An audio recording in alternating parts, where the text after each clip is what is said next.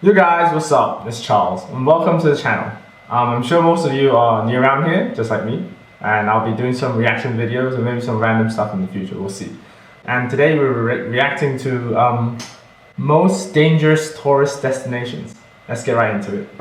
From falling into boiling waters to getting kidnapped by rebels in a sulfuric desert, here are the top 10 most dangerous tourist destinations in the world. Okay. Yeah, before we get into the video, check out Origins Explained. They upload, I think, daily, and they do some really cool videos. They explain some mysteries, and they post some quite eye-opening videos. So check them out after this video. Number 10. Half Dome Yosemite National Park.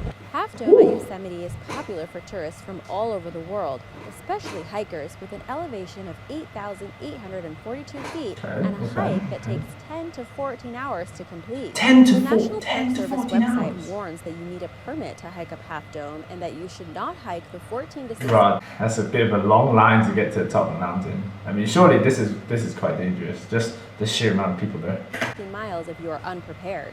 The National Park Service also states you should leave at sunrise and keep an eye on the sun to know when to turn back. It is extremely tough, and you might struggle getting down the trail in the dark, which is not the only hazard hidden by the Half Dome.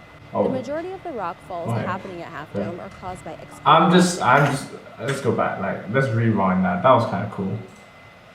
This is quite cool. I would go. It does look quite fun, I'm not gonna lie. Number 9. Death Road, Bolivia.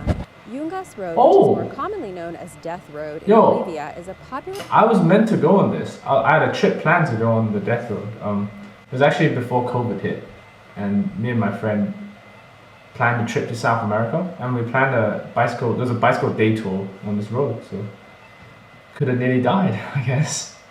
A bike path about 40 miles long.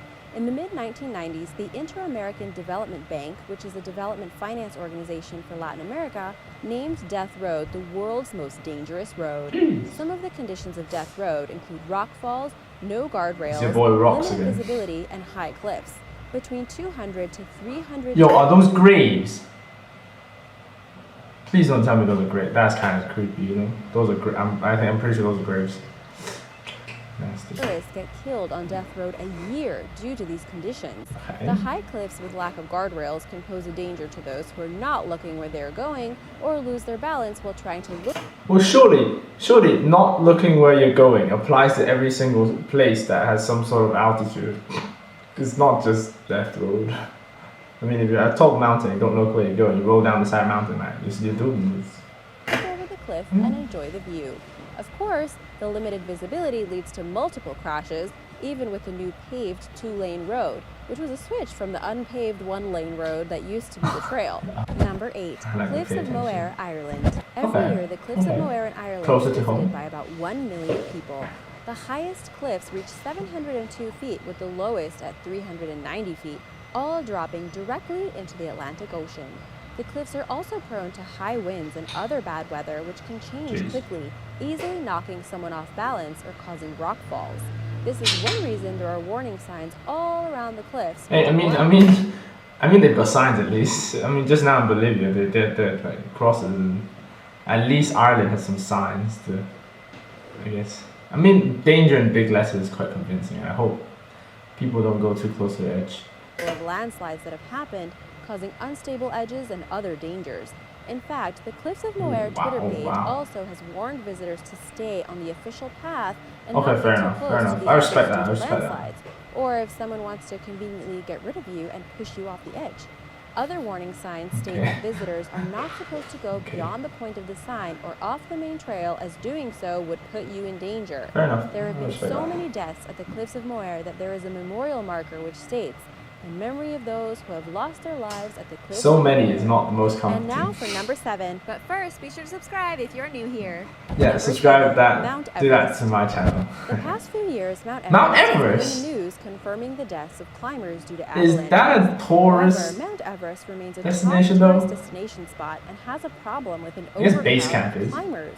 Because of the drastic changes in weather on Mount Everest. Oh yeah, I remember watching a video. Movie. It was like. There's these blokes climbing Mount Everest, and there's like you encounter so many problems like frostbite, and then it gets a bit extreme and you're trapped. You have to go like you turn to cannibalism, and it's I don't think this is a tourist destination. It's just it's the tallest mountain in the world. Surely it's not for everyone, I guess. But I mean, if I ever had the chance to even train for an expedition to Mount Everest, I'm so down. I'm so down. That's so cool. Peaks at over 29,000 feet, your body can go through a lot within a short amount of time. High altitude can cause a sickness which is often acute and starts to hit at about 8,000 feet. Acute mountain sickness, as it is often called, shows up as headaches, extreme fatigue, and dizziness. However, the further you go, the more severe your symptoms of acute mountain sickness are. I think maybe like even if you get this mountain sickness, I think you can't even descend that quickly, because if you go too quickly, it starts messing up your body as well. So that sucks. And there is above 12,000 feet, the high altitude decreases oxygen, which causes shortness of breath and can lead to many other health concerns, such as coughing up blood and loss of consciousness. Yeah, I don't like Mount blood. Everest can be pretty deadly. Number 6, New Smyrna Beach, Florida. New Smyrna Beach in Florida is known as the shark capital of the world. Let's go. Let's go. World records. To date, there have been about 238 shark attacks. The popular surfing spot is also near an inlet that is a great hunting ground for sharks. Ooh. In fact, there have been so many shark attacks that New Smyrna Beach now has signs up that read dangerous marine life. These signs refer to sharks in the water. However, this does New not Smyrna deter people Beach. from continuing to Definitely swim going there in now. waters. Statistically, Florida is the most likely place in the world for you to get bitten by a shark. Number 5. I guess anywhere that you can surf is actually makes it really dangerous. If you surf, well, in other words, if you surf, you're really prone to shark attacks, because when the shark looks up from under the water and you're lying flat on the board, they can easily confuse you as seals, which are usually a main diet of larger predatory sharks like the tiger and the big white. So I guess if you're any surfing destination is quite prone to shark attacks. So something you learn of every day. Kilauea Volcano, Hawaii. Oh, Even though most people understand the dangers of active volcanoes, I want to go Hawaii to the Volcanoes volcano. National Park reports that over 100,000... You know, I just think I really want to see lava, because I think lava is super cool. It's just, as a kid, you're like, oh, what's the hottest, most dangerous thing you can think of? It's probably like lava. But I really want to see what it actually looks like, because in cartoons you think it's all like red and bubbly and stuff, but I think it looks more like the picture where it's like black because of the soot and the dust when it goes over, and also because it's really hot, it probably the surface probably oxidize something. So tourists visit the areas of active volcanoes every year. That's cool though. Kilauea is one of Hawaii's most popular active volcanoes and is famous for its flowing rivers of lava. Flowing rivers of lava. The gentle I'll take volcano. that. While a flowing river of lava might be a great tourist attraction, It is. lava can also be hazardous to your health. But you don't need me to Oh, tell you imagine that. a lava The flood. lava releases toxic gases such as carbon dioxide and sulfur dioxide. Carbon dioxide can lead to health issues such as rapid heart rate and difficulty breathing. Sulfur dioxide can irritate the eyes, skin, and respiratory systems. There's also the risk of volcanic laze, which is when the lava from the volcano enters waters, causing the water to boil. These chemical reactions combine and produce a white mist-like cloud called a laze. Lazes can drop water onto people that is known to be more acidic than lemon juice and causes irritation in the lungs and on the skin. Just be careful around all volcanoes. Number 4. Grand Canyon National Park. Grand Canyon National Park is about 1,214,400 acres and had over 5 million tourists in 2016. Rangers at the Grand Canyon perform more rescues than any other park. It's the huge. west rim of the Grand Canyon has several areas where a visitor can walk up the edge of the cliff due to lack of railings. Actually, many parks lack of railings again. They really While like it's the lack of definitely railings an thing. amazing view, it is also easy to lose your balance due to strong winds, Strong vertigo, winds and fall over. The North Rim poses its own dangers, especially for people who have respiratory issues, as this rim is over 8,000 feet, which can cause altitude sickness, like I mentioned before. Not pleasant. Wildlife can also cause a danger to tourists at the Grand Canyon. The National Park Service website warns that the wildlife is not like visiting a zoo, and you should stay away from various forms of wildlife, like mountain lions. Number 3, Mont Blanc, Chamonix. I think that's pretty cool to get a mountain lion. Imagine mountain lion's pet.